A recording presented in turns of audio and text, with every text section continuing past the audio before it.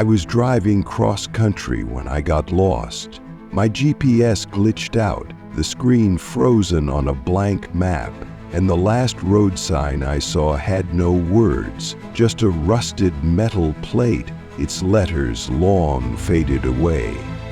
The road stretched on for miles, flanked by endless fields and thick forests that seemed to press closer the farther I drove.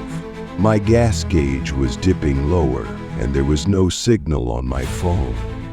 The sun was beginning to set, and with every passing minute, a strange sense of unease crept into my mind. Then, just as panic started to settle in, I saw it. A town in the distance. It hadn't been there before.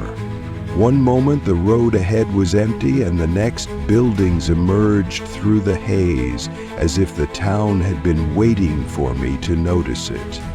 The houses were old-fashioned, the kind you'd see in postcards from the 1950s, with well-maintained lawns and perfectly symmetrical streets. But there were no cars, no people, nothing moving. The whole place was too still.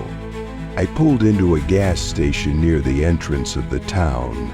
The old neon sign above it flickered, the buzzing hum of electricity the only sound in the eerie silence. A lone attendant stood behind the counter inside, his posture stiff, his expression blank. His eyes were dark, too dark, as if there was nothing behind them. "You made a wrong turn," he said. His voice was flat, toneless, but something in it made my stomach twist. I hesitated. How did he know? "I just need some gas," I said, trying to keep my voice steady. He didn't move, didn't blink. There's no way out after dark. I let out a nervous laugh, assuming it was some local joke, but when I looked outside, my breath caught in my throat. The sun was gone. It had been setting just moments ago, casting golden light across the fields. Now the sky was an impossible black, not the deep blue of night, but void-like emptiness, stretching endlessly above. I grabbed my phone, still no signal. Then I turned toward the parking lot. My car was gone. I spun back to the gas station attendant, my heart hammering in my chest. His mouth was too wide now, stretching across his face in an unnatural grin. "You shouldn't have stopped here." The lights flickered, and the town began to change. The buildings that had once looked picturesque now stretched taller, their walls bending, windows warping into twisted, uneven shapes. The roads cracked, splitting apart like something beneath them was moving, shifting. The air thickened, heavy with a pressure that made my ears ring. Then I saw them. Figures crawling from the black sky, their limbs too long, too thin, their faces blank and smooth.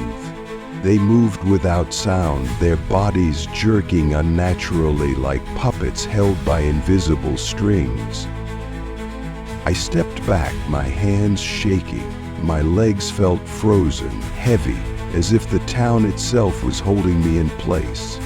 The gas station attendant was still grinning, but his eyes were gone. Just empty sockets staring into nothing. "You belong to it now."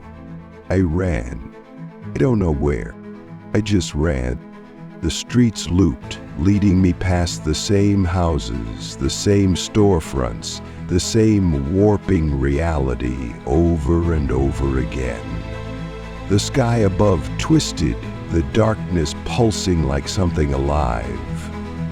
No matter where I turned, I ended up back at the same intersection, facing the same gas station, the attendant still standing motionless behind the glass.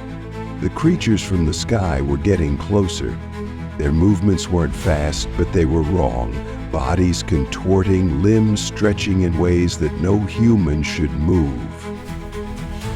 I ran down an alley, my breath ragged, my chest burning. The buildings loomed over me, their windows now gaping mouths, black void swallowing the light.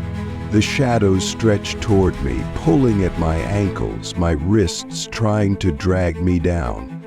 I reached a house at the end of the alley, its door wide open. Without thinking, I ran inside, slamming it shut behind me. The walls breathed around me, the wood pulsing as if it had veins beneath it. The furniture was wrong, shifting in and out of focus, warping in shape, as if I were looking at it through water. Then, a voice, a whisper.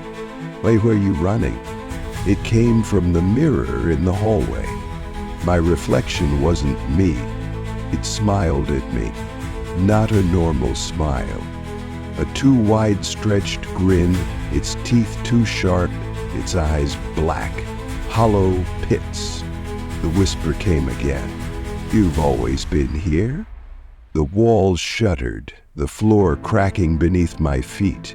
The house was pulling me in. I turned to run, but the door was gone. In its place, a window showed the town outside, and in the streets, hundreds of figures stood watching, all of them faceless, all of them waiting. The mirror whispered again, "You're one of us now." I woke up in my car. It was parked in an empty field.